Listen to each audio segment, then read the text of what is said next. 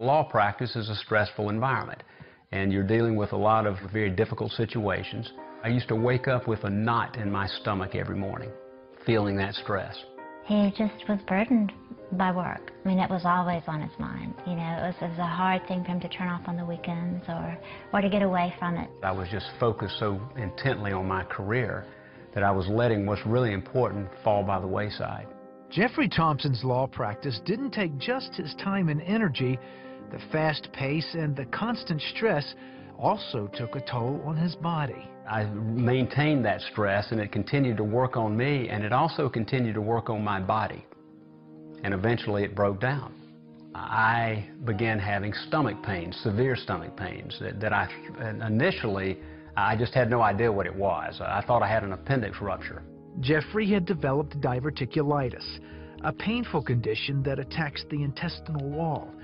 Months of natural treatments had failed, and his condition had become so advanced he needed surgery to remove part of his intestine. But what looked like a textbook operation left him suspended between life and death. And I woke up to a surgeon pulling a sheet off of my stomach. And as I looked down, I knew immediately something was terribly wrong. And then I looked into the surgeon's eyes, and I could see concern on his face. He had been hemorrhaging for almost 24 hours.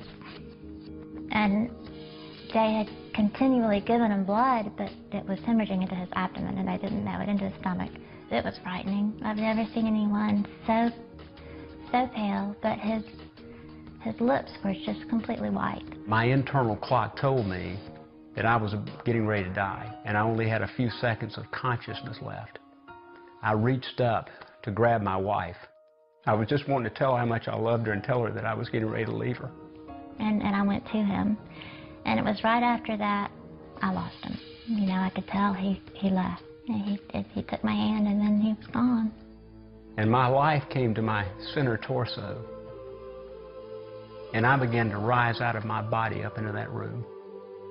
Everything was going haywire down below me. They were saying, I'm going to lose him.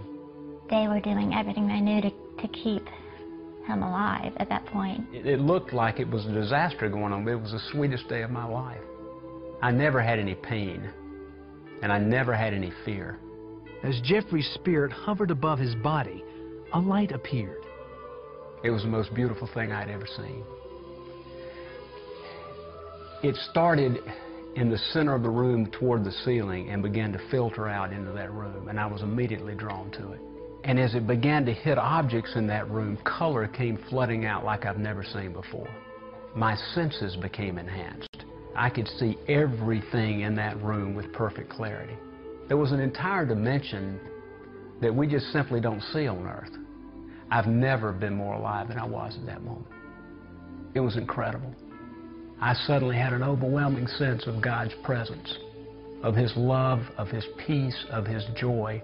The thing that was just so incredible to me is how the maker of this universe, who can make the sun, the moon, and the stars in this earth and us, can come down and hold me and comfort me and love me as if I'm the only person in the universe. And I remember thinking about the prodigal son. That's what came to mind for me, that long-lost son that had gone out and strayed, and he had come back home.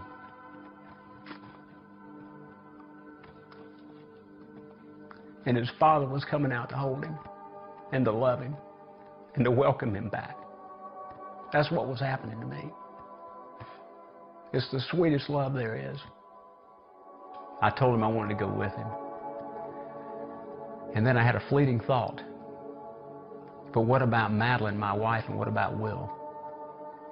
My sweet wife is just falling apart down below me, and I'd never seen her that way. And I'm up here in complete comfort, in complete peace, in complete joy. And then God told me internally I was going to go back. And I remember jolting in my bed, and I opened my eyes, and when I opened my eyes, I'm looking at the surgeon, and he's saying, I'm losing him, we've got to get him back in surgery. Jeffrey was rushed back into surgery where doctors stopped the bleeding. When he finally regained consciousness, Jeffrey had a new understanding of God's amazing love and presence in his life. God loves you more than you've ever known. He knows your circumstances. He knows what you're going through. I used to wake up with a knot in my stomach. I wake up with joy in my heart. I know He's with me. You can't go through something like that and not be a changed man. He has a peace about him. He's a very peaceful and very centered. He's really not fearful of anything now. Jeffrey's recovery was long and difficult, but the peace, joy, and love of God he found on the day he faced death is now with him in everything he does. There's a peace and a love there like I can't describe to you. And it's an entirely different way of living. I've never enjoyed living more, and I understand now what's really important. I want to live for God, and I pray that He'll give me the opportunity to continue to do that.